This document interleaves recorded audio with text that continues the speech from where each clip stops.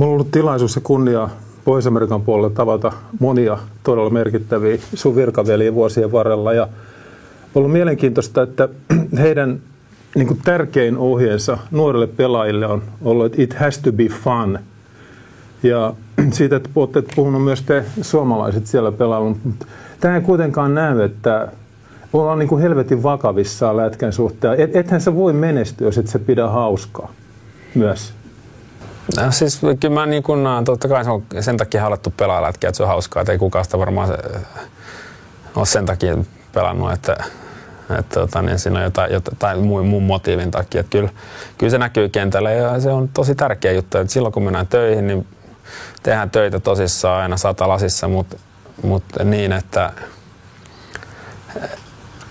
se on kuitenkin hauskaa ja tietenkin joka päivä kaikki hetket on hauskaa silloin, kun tulee tappioita, mutta se perusperiaate, että siitä nauttii siitä tekemisestä ja kyllä se on niin kuin,